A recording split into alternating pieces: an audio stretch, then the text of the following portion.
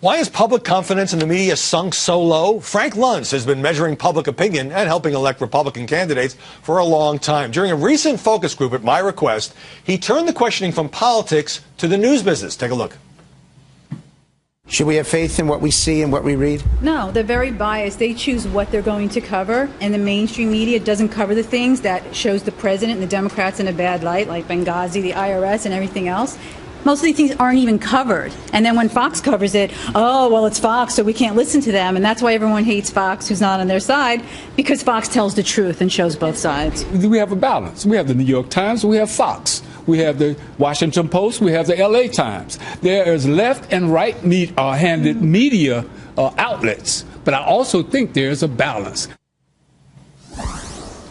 And Frank Luntz joins me now here in L.A. We got killed in that focus group. What happened to the media's reputation for at least trying to do what's right? It's happening everywhere, and the problem is partially with the consumers themselves. We don't watch news to inform us anymore. We watch news to affirm us.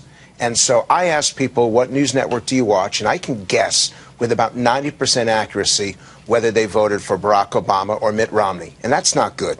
We need a system. We need a situation where people are willing to be challenged, where their beliefs are willing to be challenged. Because the problem, Howie, is that now we don't even agree on the same facts. We don't even agree on the same situation. You are saying that the audience has gotten more partisan and has more partisan expectations of the news outlets they watch, read, or download.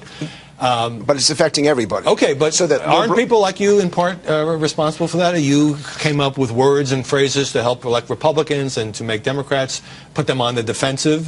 So are you part of the problem? Well, it's a simple question. Is the death tax an accurate description of being taxed when you die?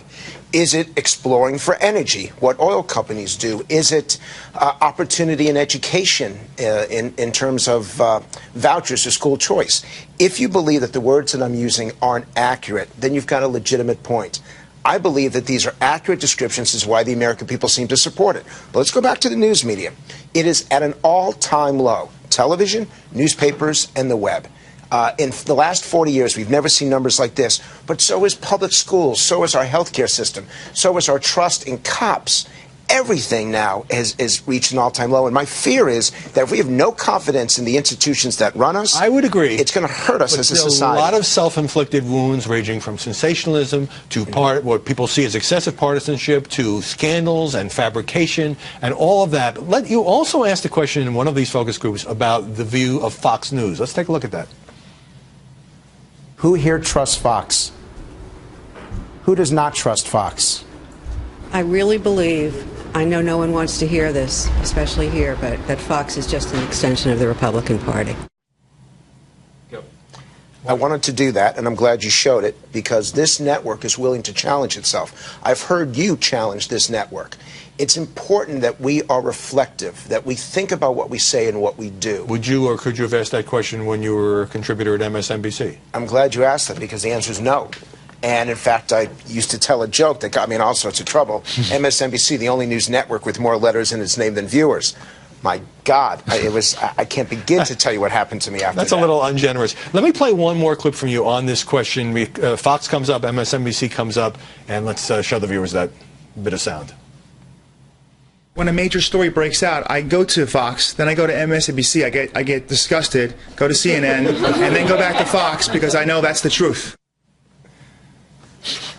So you have some Fox fans, and in other words, you have people who think that everything that Fox says is right and everyone else is wrong. Right. And then you have people who, this earlier woman said she thinks Fox is just a mouthpiece for the GOP. I was given one specific instruction when I joined this network, and that was that I had to have focus groups that look like America.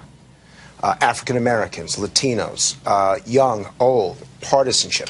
That's why on Fox you'll have people who don't like Fox News. And the other thing which I'll give credit to, in 2008, when I did focus groups with Obama and McCain, all three of my sessions during the debates had Obama winning. And Fox still devoted 6, 7, 8 minutes to those focus groups. They have nothing to fear, and I appreciate that about this network. All right, half a minute before we go to break. How much of the dramatic decline in trust in news organizations do you think is self-inflicted? We expect the most. We have too high expectations. We're only human beings. And there's one or two people like you who hold the media accountable. The problem is there isn't enough accountability. There's not enough willingness to admit when you get it wrong. And in the end, there's not enough focus on covering the entire story, not just one side or another. So I give it significant responsibility, but in the end, it's our fault too, as viewers. Admitting when you get it wrong, and we all do make mistakes, very important point.